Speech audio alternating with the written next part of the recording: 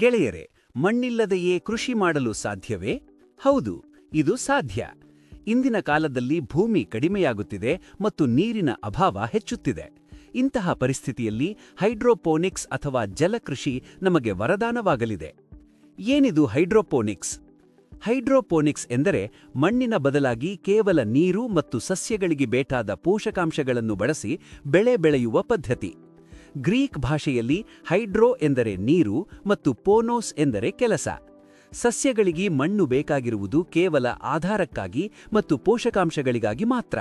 ನಾವು ನೇರವಾಗಿ ನೀರಿನ ಮೂಲಕ ಆ ಪೋಷಕಾಂಶಗಳನ್ನು ನೀಡಿದರೆ ಸಸ್ಯಗಳು ಮಣ್ಣಿಗಿಂತ ವೇಗವಾಗಿ ಬೆಳೆಯುತ್ತವೆ. ಹೈಡ್ರಾಪೋನಿಕ್ಸ್ ನೆನ್ನೆಯೋ ಇಂದೋ ಬಂದ ತಂತ್ರಜ್ಞಾನವಲ್ಲ.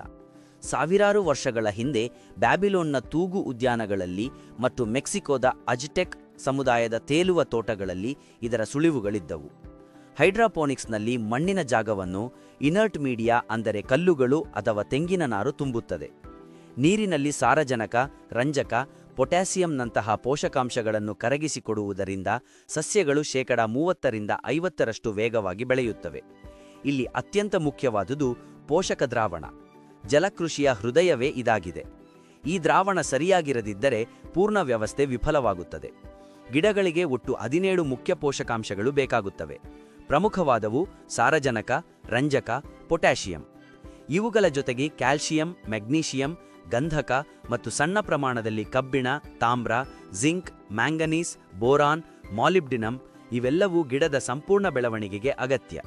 ಒಂದೇ ಒಂದು ಅಂಶ ಕಡಿಮೆಯಾದರೂ ಗಿಡ ತನ್ನ ಜೀವನ ಚಕ್ರವನ್ನು ಪೂರ್ಣಗೊಳಿಸಲು ಸಾಧ್ಯವಾಗುವುದಿಲ್ಲ. ಪೋಷಕಾಂಶಗಳ ಸಮತೋಲನವೂ ಬಹಳ ಮುಖ್ಯ. ಒಂದು ಅಂಶ ಹೆಚ್ಚಾದರೆ ಇನ್ನೊಂದು ಅಂಶದ ಪೋಷಣೆಗೆ ಅಡ್ಡಿಯಾಗುತ್ತದೆ. ಉದಾಹರಣೆಗೆ, ಪೊಟ್ಯಾಷಿಯಂ ಹೆಚ್ಚು ಇದ್ದರೆ ಮ್ಯಾಗ್ನೀಷಿಯಂ ಪೋಷಣೆ ಕಡಿಮೆಯಾಗಬಹುದು. ಕ್ಯಾಲ್ಸಿಯಂ ಹೆಚ್ಚು ಇದ್ದರೆ ಇತರ ಅಂಶಗಳ ಮೇಲೆ ಪರಿಣಾಮ ಬೀರುತ್ತದೆ.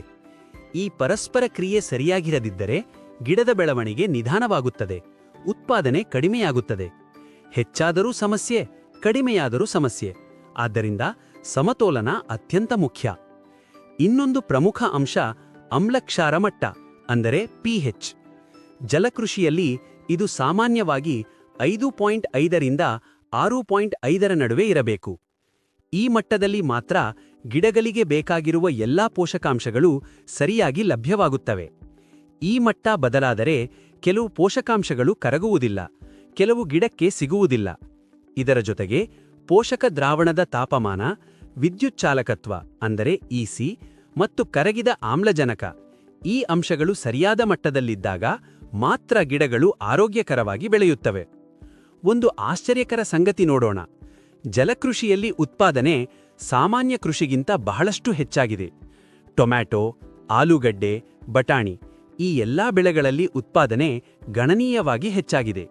ಅಂದರೆ ಕಡಿಮೆ ಸಂಪನ್ಮೂಲ ಬಳಸಿ ಹೆಚ್ಚು ಉತ್ಪಾದನೆ ಪಡೆಯಬಹುದು. ಮುಂದಿನ ದಿನಗಳಲ್ಲಿ ನಗರಗಳಲ್ಲಿ ಕೃಷಿ ನಡೆಯುತ್ತದೆ. ಕಟ್ಟಡಗಳ ಮೇಲ್ಛಾವಣಿಗಳಲ್ಲಿ ಗಿಡಗಳು ಬೆಳೆಯುತ್ತವೆ. ಜಲಕೃಷಿ ಸಾಮಾನ್ಯವಾಗುತ್ತದೆ. ಯುವಕರು ಕೃಷಿಯತ್ತ ಬರುತ್ತಾರೆ. ರೈತನ ಆದಾಯ ಹೆಚ್ಚಾಗುತ್ತದೆ. ಆಹಾರ ಸುರಕ್ಷತೆ ಉತ್ತಮವಾಗುತ್ತದೆ. ಇದು ಕನಸು ಅಲ್ಲ, ನಮ್ಮ ಮುಂದಿನ ವಾಸ್ತವ. ಹೀಗಾಗಿ ಗೆಳೆಯರೇ, ಜಲಕೃಷಿಯ ಯಶಸ್ಸಿನ ಮೂಲ ಪೋಷಕ ದ್ರಾವಣ ಮತ್ತು ಅದರ ಸರಿಯಾದ ನಿರ್ವಹಣೆ. ಇದನ್ನು ಸರಿಯಾಗಿ ಅರ್ಥಮಾಡಿಕೊಂಡರೆ ಕೃಷಿಯಲ್ಲಿ ದೊಡ್ಡ ಬದಲಾವಣೆ ಸಾಧ್ಯ. ಜಲಕೃಷಿ ಎಂಬುದು ಕೇವಲ ಗಿಡ ಬೆಳೆಸುವ ಕಲೆಯಲ್ಲ, ಇದು ಮುಂದಿನ ತಲೆಮಾರಿನ ಬದುಕಿನ ದಾರಿ. ಮುಂದಿನ ಸಂಚಿಕೆಯಲ್ಲಿ ಕಡಿಮೆ ವೆಚ್ಚದಲ್ಲಿ ಮನೆಯಲ್ಲೇ ತಯಾರಿಸಬಹುದಾದ ದ್ರವ ಪೋಷಕಾಂಶಗಳು ಯಾವುವು, ಅವುಗಳನ್ನು ಹೈಡ್ರೋಪೋನಿಕ್ಸ್ನಲ್ಲಿ ಸುರಕ್ಷಿತವಾಗಿ ಹೇಗೆ ಬಳಸಬೇಕು, ಯಾವಾಗ ಎಷ್ಟು ಪ್ರಮಾಣದಲ್ಲಿ ಕೊಡಬೇಕು ಮತ್ತು ಯಾವ ತಪ್ಪು ಮಾಡಿದರೆ ಸಿಸ್ಟಮ್ ಬ್ಲಾಕ್ ಆಗಬಹುದು ಎಂದು ನೋಡೋಣ.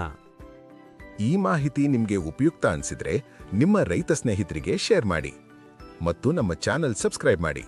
ಕನ್ನಡದಲ್ಲಿ ಇನ್ನಷ್ಟು ಕೃಷಿ ವಿಷಯಗಳನ್ನು ತಂದುಕೊಡಲು ನಿಮ್ಮ ಸಪೋರ್ಟ್ ತುಂಬಾ ಮುಖ್ಯ. ಧನ್ಯವಾದಗಳು. ಮುಂದಿನ ಭಾಗದಲ್ಲಿ ಮತ್ತೆ ಭೇಟಿಯಾಗೋಣ. ನಮಸ್ಕಾರ.